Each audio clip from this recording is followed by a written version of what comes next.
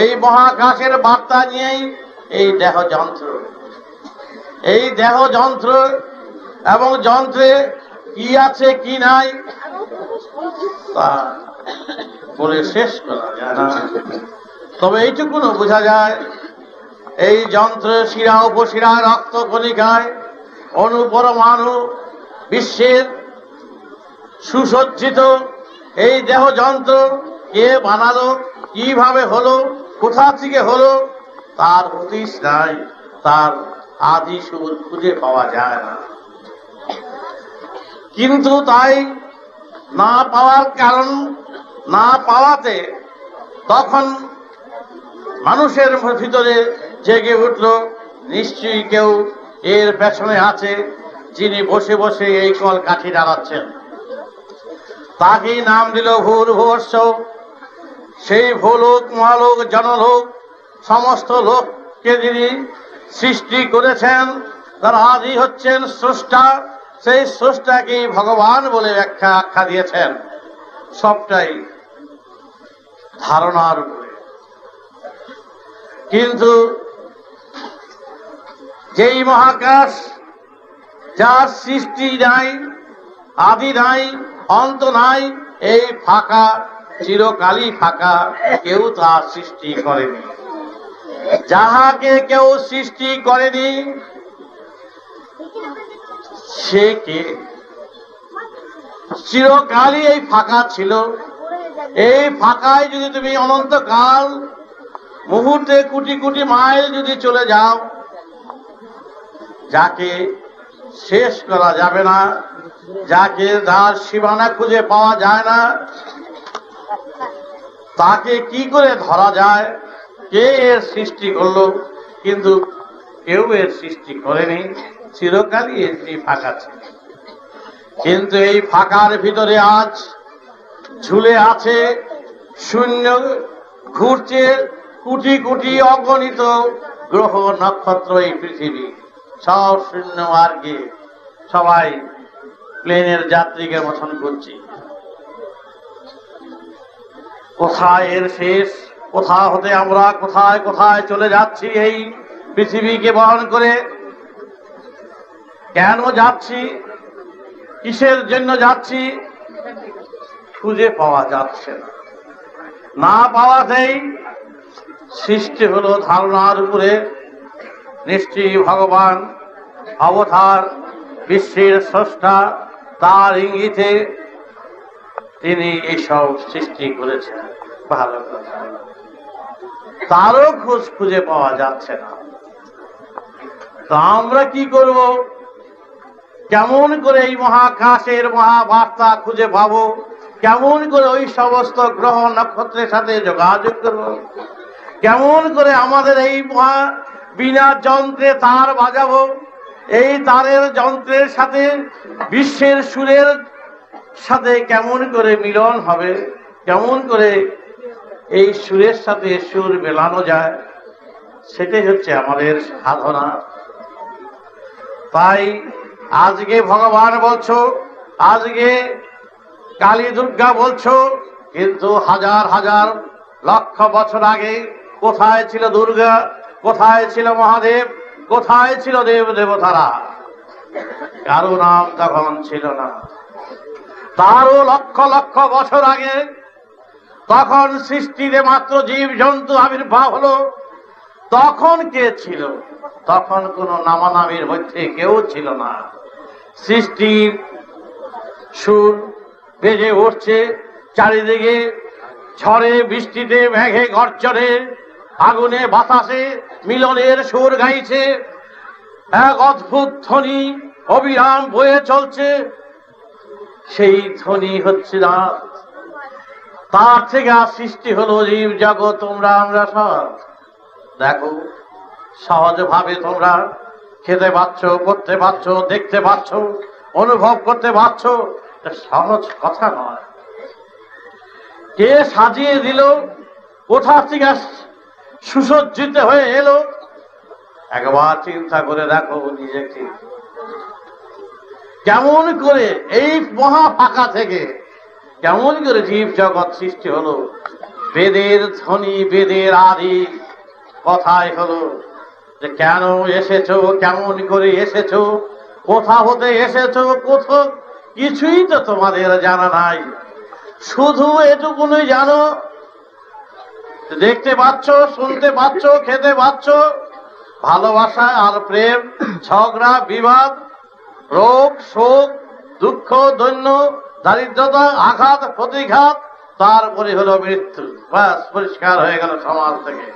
এইভাবে আবহমান কাল থেকে চিন্তা করে দেখো কত পুরুষ, কত পূর্বপুরুষরা চলে গেছেন। তাদের স্মৃতি বহন করছো মাত্র তোমরা, তাদের রক্ত তোমরা, তারা তোমাদের কাছে নাই। তারা কোথায়, কত লক্ষ লক্ষ বছরের পূর্বপুরুষরা কোথায় চলে গেছেন। আমরাও সেই চলার পথে, আমাদেরও সেই পূর্বপুরুষরা একদিন সেইভাবেই বলবে আমাদের কথা। কিন্তু এইভাবেই চলে যাব, এইভাবেই শুধু খাওয়া দাওয়া লড়াই করে, হ্যাঁ, এইভাবেই আমাদের জীবন কাটবে, এটাই তো শেষ কথা নয়। কোন কথার উপরে ভর করে আমরা চলবো? সমূহ দেখতে পাচ্ছি আমাদের এই 70, 80, 90, 100 বছরের সীমানার ভিতরে আমরা করছি শুধু নিজেদের মধ্যে মারামারি, কাটাকাটি, ভালোবাসা, প্রেম, কত আশা আকাঙ্ক্ষা, কত বাসনার মাঝ দিয়ে আমরা কত স্বপ্ন, কত প্রাসাদ, কত কিছু তৈরি করে, কত ভূত ভবিষ্যতের চিন্তা করে আমরা বসে আছি। হায় রে সৃষ্টির রহস্যের খেলা, কখন কার স্ট্রোক হবে, কখন কার কি হবে, কিছুই ঠিক নাই। মুহূর্তে তাকে নিয়ে চলে যায় সব কিছু ফেলে দিয়ে। কেনই বাছায়? তাহলে কেন এই মহাকাশের এই সৃষ্টি রহস্য? শুধু বাচ্চা হলো আর খাওয়া দাওয়ার সাথে লড়াই করলাম, আর হই হুল্লা করলাম, বললাম, শুনলাম, ঝগড়া করলাম, ব্যবসা করলাম, বাণিজ্য করলাম, লেখাপড়া করলাম, নেতাগিরি করলাম, হ্যাঁ, বক্তৃতা দিলাম, বাস, তারপরে টান উঠে গেছে, আর তো সময় নাই, এইবার চলো যাই। তাহলে এই কি রে বাবা, এইটি কি শেষ?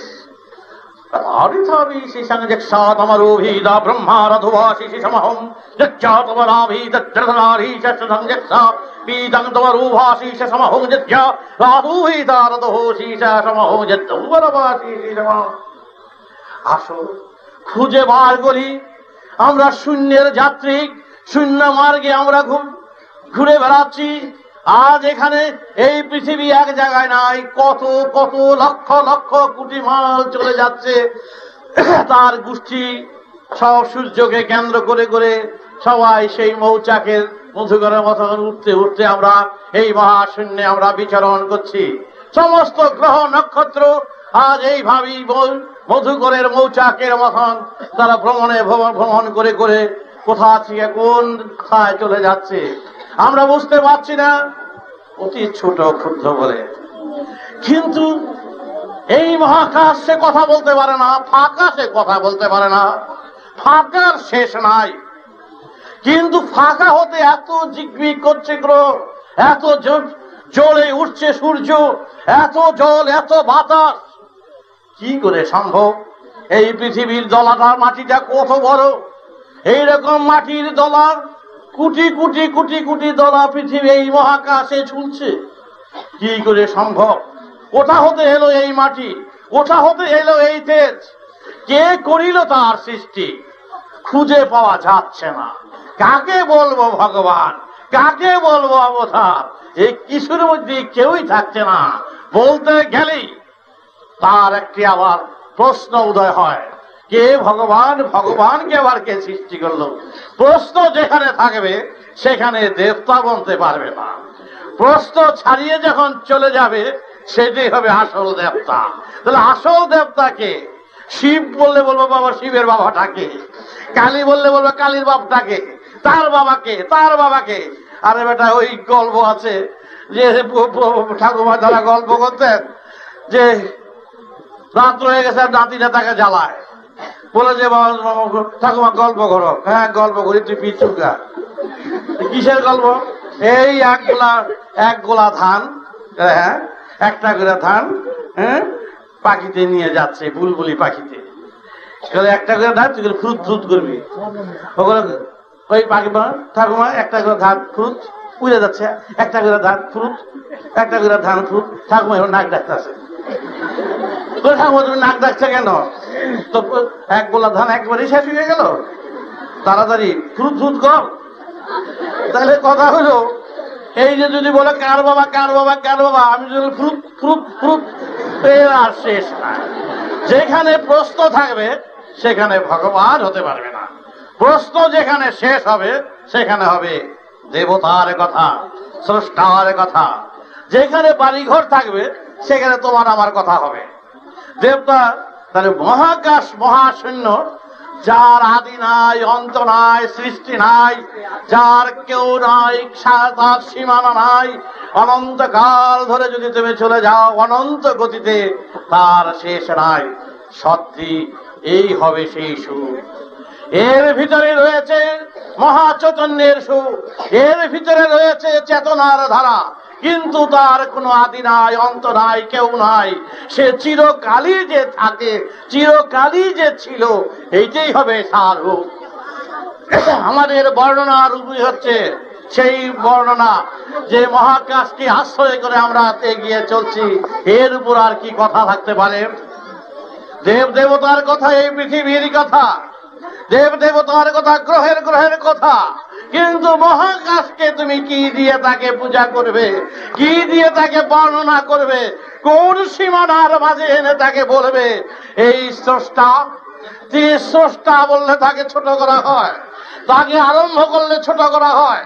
তার চিরকালই যে ছিল, তার আরম্ভ নাই, শেষ নাই, দিক নাই, কিছুই নাই, উঁচু নাই, নিচু নাই, এমন তো কেউ নাই। তার ভিতরে আমরা সব ঝুলছি, সব শূন্যবাদী। তখন বুঝতে হবে এই ফাঁকাটি চেতন, এই ফাঁকাটি চৈতন্য। এর ভিতর থেকেই গড়ে উঠছে আপন সুরে, আপন গতিতে গ্রহ নক্ষত্র এবং জীব জগৎ। বেদ তারই সুর বাজাচ্ছে। তোমাদের দেহ যন্ত্রে ওই মহাকাশকে তো ধরতে পারবে না, মহাকাশের শূন্যকে তো কথা বলতে পারবে না। তার কাছে খুঁজতে গেলে কোনো কিছুই তার ইঙ্গিত পাবে না। ইঙ্গিত পেতে হলে একবার থাকবে আকাশের দিকে, একবার থাকবে এই ধরার দিকে, পৃথিবীর দিকে। এইটাই হলো তার প্রশ্ন। এখানেই প্রশ্ন, এখানেই উত্তর। এর ভিতরে রয়েছে তার মীমাংসা সুর, এর ভিতরে রয়েছে মহাকাশের শূন্যের কথা, এর ভিতরে রয়েছে কেমন করে এসেছি, কি করে যাব, কোথায় যাব, এর ইঙ্গিত রয়েছে এই শূন্য গর্ভে, এই ধরাতে। তাই আমাদের প্রথম ধারা পাতাই হচ্ছে প্রকৃতির গ্রন্থ, যাহা চক্ষের সামনে নদী খাল বিল সাগর পাহাড় পর্বত আকাশ বাতাস জল তোমাদের সম্মুখে রয়েছে। এইটাই হলো বেদের প্রধান গ্রন্থ, বিরাট গ্রন্থ। এই গ্রন্থকে আগে পাঠ করো।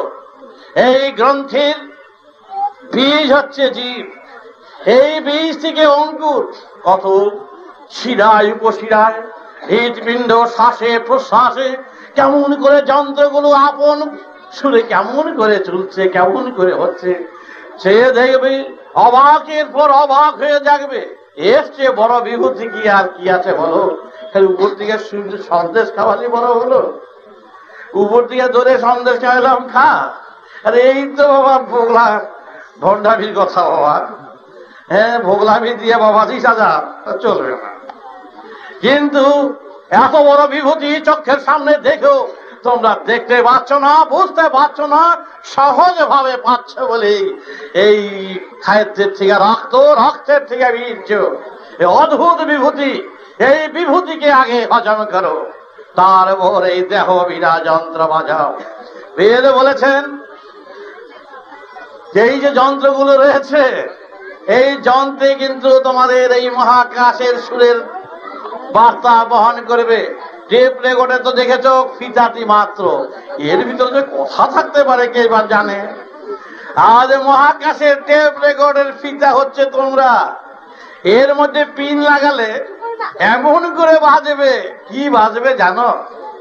অনুভবের যন্ত্র আছে, কামনার বাসনার অনুবাদনার বৃত্তির নিবৃত্তির যন্ত্র আছে, আছে সেতাকার যন্ত্র। কেন এসেছো, কোথায় যাবে, তার যন্ত্রে এই পিনের খোঁচায় বার হবে। তোমার মীমাংসার নীতি তোমার মধ্যে রয়েছে, তার বার্তা এই যন্ত্রে আছে। তাই বাজাবে সারে গামা পাদা নিসা, মূলাধার স্বাধিষ্ঠান, মূলাধার স্বাধিষ্ঠান, মণিপুর, অনাহত, বিশুদ্ধ, আজ্ঞা এবং সহস্রা। সারে গামা পাদা নিসা, এই সারে গামা পাদা নিসা যেমন বাজাতে বাজাতে মানুষ সুরে চলে যায়, সুরকে জানতে পারে, তারপরে যে কোনো গান সে গাইতে পারে, যে কোনো সুর বাজালে সে সুর ধরে নিতে পারে। তাহলে এই মহাকাশের মহাচৈতন্য মহাশূন্য, এই সুরটি বাজাবে কে, এই সুর ধরবে কে? এই সুর কাঠের যন্ত্রে হবে না, তারের যন্ত্রে হবে না, জীবন্ত মহাশিরার উপশিরায় এই যে ত্রিক ত্রিক করছে, আর সে শ্বাসে প্রশ্বাসে ধাপ ধাপ করছে, সেই যে চলছে, এই চলার পিছনে এক রিদিম চলছে, তা তিন তিন না ধা ধিন ধিন না, তা তিন তিন না ধা ধিন ধিন না, তার ধিন করছে সব সময়।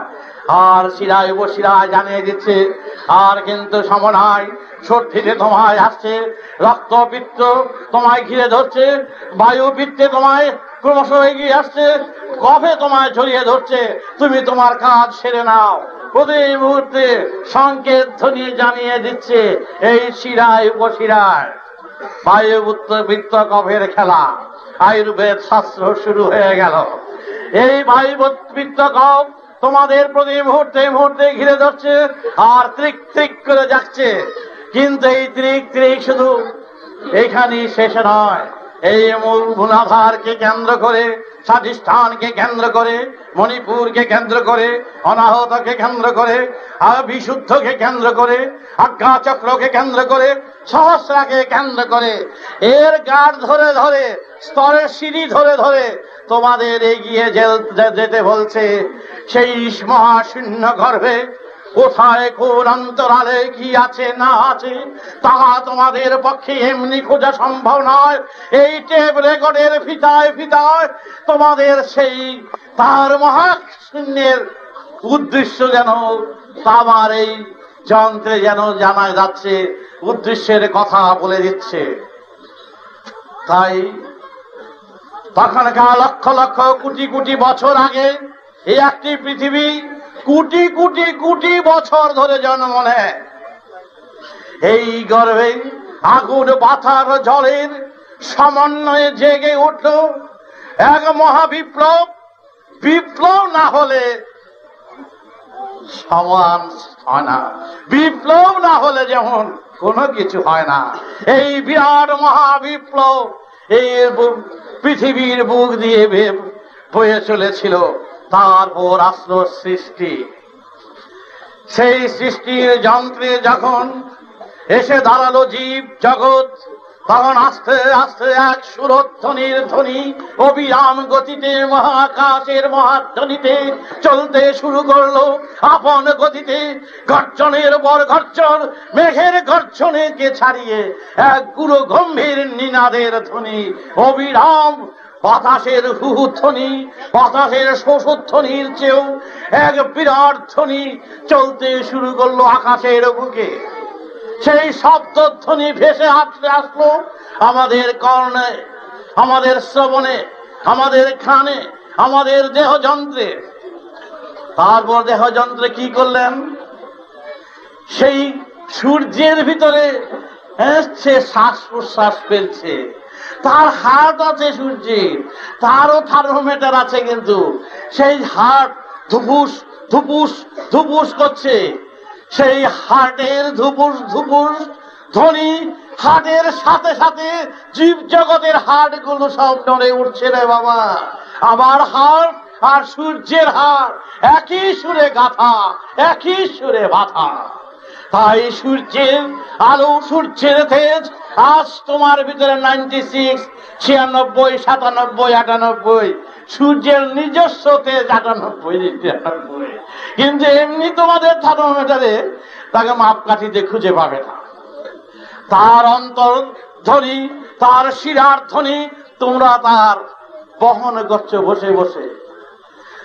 তাহলে তোমাদের কি জানিয়ে দিচ্ছে সূর্য, কি জানিয়ে দিচ্ছে গ্রহ নক্ষত্র, কি জানিয়ে দিচ্ছে আকাশের বাতাস জল? জানিয়ে দিচ্ছে সুরের কথা। তোমরা দেবতা বা ভগবান এই নিয়ে থাকো, আপত্তি নাই, কিন্তু সীমানার মধ্যে থেকো না। তোমরা কিন্তু শেষ বিহীনের সন্তান, তোমরা অসীম থেকে, মহাকাশ থেকে তোমাদের সৃষ্টি, তাই তোমরা হলো তার প্রতিনিধি, তোমরা হলো তার বীজ। তার প্রমাণ তোমরা নিজেরা। এই যে চোখে দেখে, সে নিজে দেখে না, বারে বা চোখে নিজে দেখে না, কানে নিজে শুনে না, হ্যাঁ, জিভায় নিজে স্বাদ পায় না। তাহলে কে স্বাদ পায়, কে বুঝে? খুঁজে দেখবে, আমি ভুলা জিনিস নাই। খুঁজতে খুঁজতে দেখবা, কে শুনে তস করে কেটে কেটে দেখো। সবাই জিজ্ঞাসা করো, হাড় মাংসরে তুমি শুনো না? আমি তো বুঝতে পারি না। কে বুঝে না, কে শুনে না। এই যে আজ পর্যন্ত ছোট থেকে বাপ মা খাওয়াইতে এই পেটটারে ভরতে পারো আজ পর্যন্ত? ফাঁকা তো ভরবা দূরের কথা, এই ফাঁকাটুকুনি ভরতে পেরেছ? এই ফাঁকাটুকুনি আজ ভরতে পারলাম না, তোমরা আবার বিরাট করছে সাধনা করবে। কোন ফাঁকা, কোন বৃত্তি তোমরা ভরতে পেরেছ? কোনটাই ভরতে পারছ না। এই ইন্দ্রিয়ের তৃপ্তি, এই ক্ষণিক তৃপ্তি আবার যাচ্ছে, ক্ষণিক তৃপ্তি আবার যাচ্ছে। তুমি মিটছে না রে বাবা, এ মিটবে না। সুতরাং দেহের ক্ষুধা, দেহের নিবৃত্তিতে তোমরা তার সব সময় ব্যস্ত। বলে বাবা খাওয়া ক্ষতি নাই, তেল মশলাতে ক্ষতি নাই। আর দিলাম যে তোমাদের কিসের জন্য? এই যন্ত্রে যে তোমরা তেল মশলা দেবে, এই লাঠালাঠি করার জন্য? সুরকে বাঁচাবার জন্য। এই সুরে কি বলেছে মূলাধার থেকে সহস্রা, কি বলছে, কি জানাচ্ছে? তোমরা কেন এসছো, কোথায় যাবে, কি তোমাদের প্রয়োজন? সন্তান তো করছোই, এইটা ঠিক রাখছো তোমরা। বাপ দাদা 14 পুরুষের এই আদর্শটা ঠিক রেখে যাচ্ছ। সন্তান সন্ততি, ছেলে পেলে, ঘর, লেখাপড়া খুব ভালোভাবে রক্ষা করছো, ঠিক আছে। একটা দিক, আরো দিক তো আছে বাবা। উত্তর দিক আছে, দক্ষিণ আছে, পূব আছে, পশ্চিম আছে, ঈশান বায়ু, কত দিক আছে। এক দিক তো বললে আরেক যে দিক, এদিক ওদিক সেদিক সব তো ভরতে হবে। তখন